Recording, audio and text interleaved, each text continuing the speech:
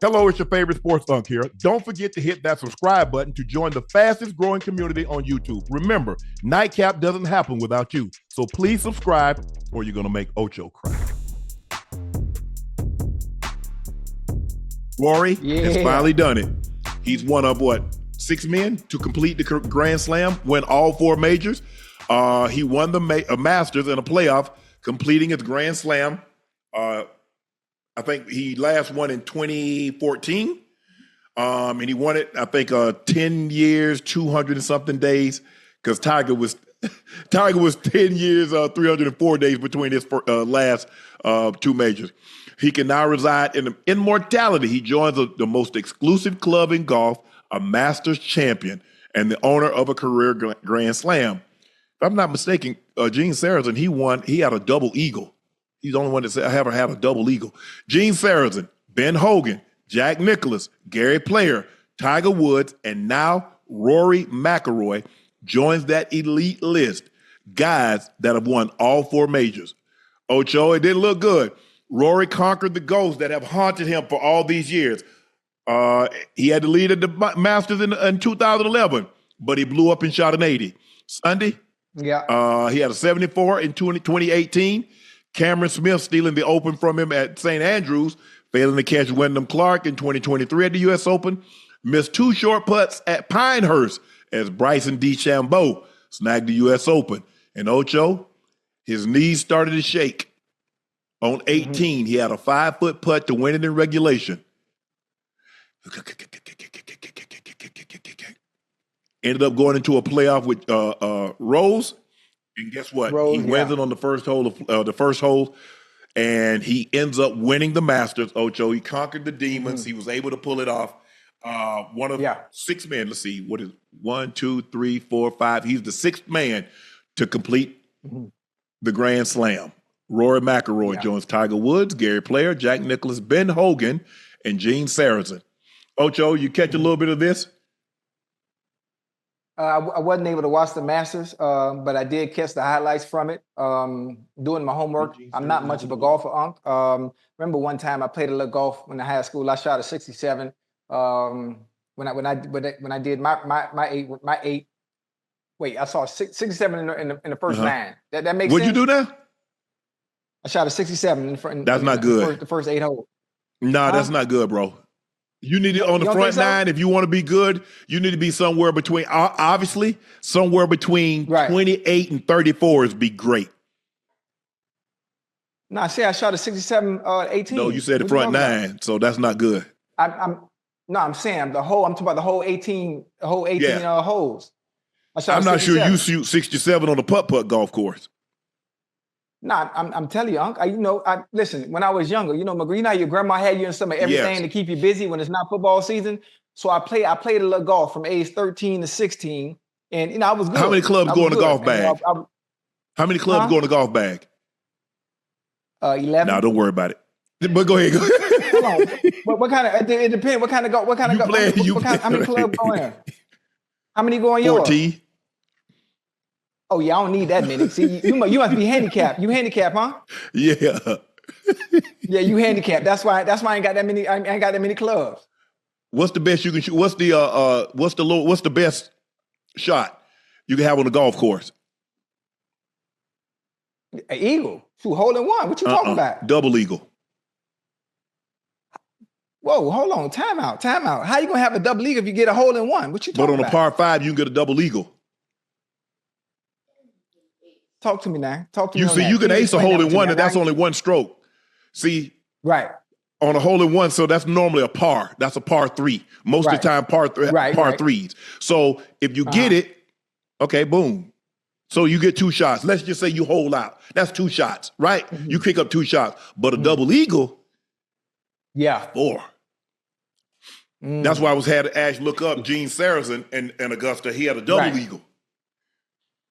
See, I ain't never did that, Unc. I ain't never did it. You got to think. I ain't been on the course in 12 years. Most people can't even do that.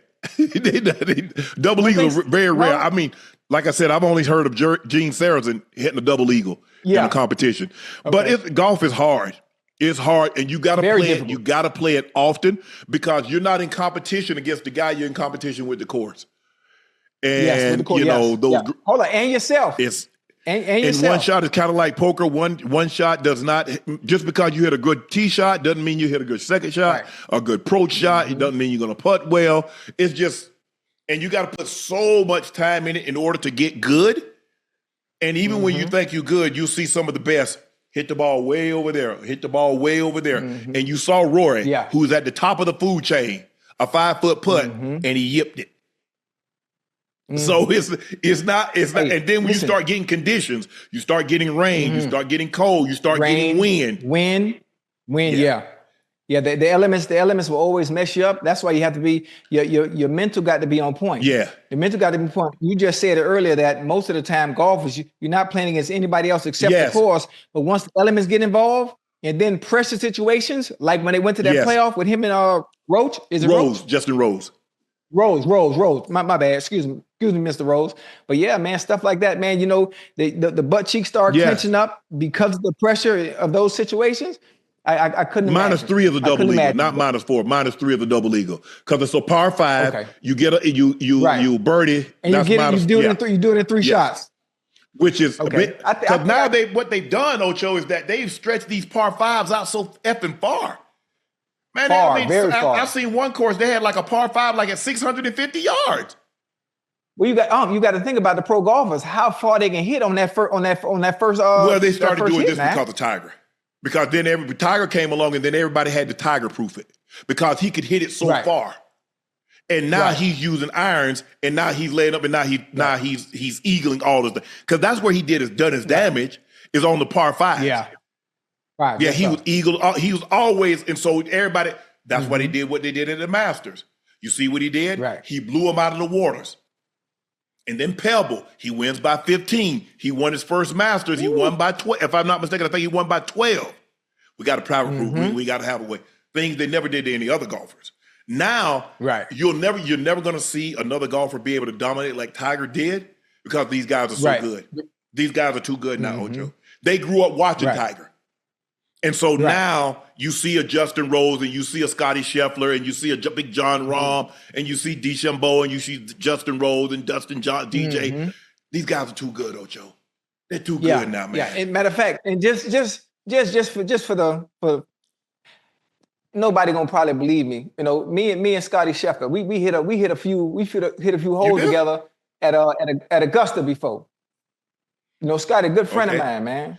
I believe he might be a good friend of yours, but I don't know about you getting on Augusta. Oh, no, I'm saying me and Scotty, I'm telling you, he'll tweet me. He'll tweet me, he'll tweet you and tell you. No, we hit a few holes together one time. No, I'm saying at Augusta. No, it wasn't nobody there but me and him. Hey, I'm from Georgia. Augusta's I know you from Georgia. Hey, listen, they don't let everybody out there, man. But it's because I with him, it was a private event. Okay. It was just me and Scotty. We had a business meeting we had to do. I appreciate that. Yeah. But it's I'm happy for Rory. Rory, yeah. You know, he's those final rounds in the match, he should have been had it. But like you said, and we saw what happened today. He blew up with an 80 on the final hole. He blew up with 74 on the final hole. And he missed those short putts at Pinehurst and let DeChambeau catch him at the U.S. Open last June. So he's been now those wouldn't have given him the 2011 would have given him the slam, or he'd have completed the slam a lot sooner. Pinehurst, he had already won the U.S. Open, but this is the one. Obviously, just like tennis, you win the Grand Slam. It's not a whole lot of guys that have won the Grand Slam. You look at Agassi, Pete Sampras never done it. You got Fed, you got Djokovic, you got Rafael Nadal, Andre Agassi. Emerson, what's the late? Oh my God, what's the lefty name? I don't think Bill Tilden did it. I don't think Roy Emerson did it. What's the Aussie, left-handed Aussie? Help me out, Chad. In tennis. Agassi? No, Agassi was righty. He won the calendar slam, if I'm not mistaken. But see, back then, tennis used to be played on basically two surfaces. No, Leighton Hewitt didn't know. What? Rod Laver. Clay. Rod Laver. Rod Laver. Okay. Yeah. Yeah. But see, back then, everything with Ocho, it was grass or clay. Grass. Yeah. Grass. The U.S. clay? Open used to be played on grass. Wimbledon Grass, obviously played on grass. Yeah. Hey, that ball die on you real quick on that grass. Now that's one thing I can play. I can play some tennis. Now you done seen the footage, so No, you know I'm not lying about that. On that clay, that red clay at Roland Garros. Oh yeah. Listen, glass don't do you no justice either, man. Nah, you got to stay on your feet. I Court. mean, anything on hard court because it's hard to get. If you notice, Ocho, even at Wimbledon, they have those little nubs on the bottom. Yeah. And clay, you got to learn how to slide. Because you got to learn how to slide. You got to be comfortable with get that ball and like, and then they come back over here, and then sometimes they do a split. Yeah. Hey, listen, Nadal is the king of that clay court. Yeah. I think he's won it 14 times. He's the king of that clay court.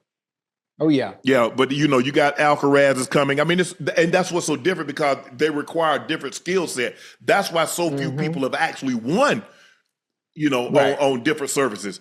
Pete never won on clay. He was dominated on grass.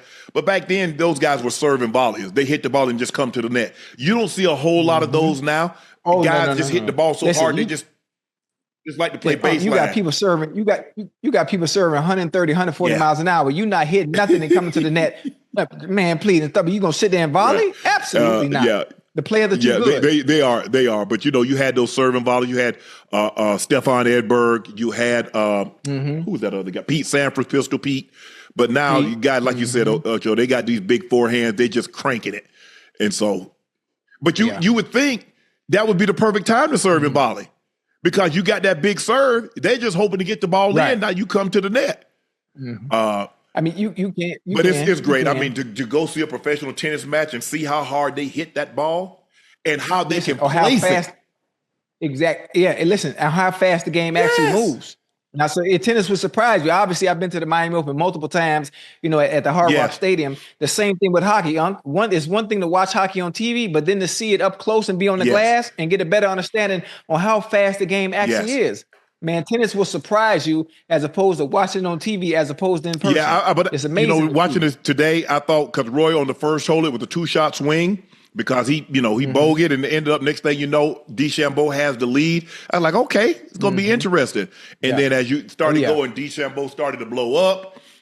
Justin Rose kind of lost this because Justin Rose had the 2-day lead. He gave it all back yesterday, and then he came roaring back today. And he's going to have to find a way to play, 4 quality rounds.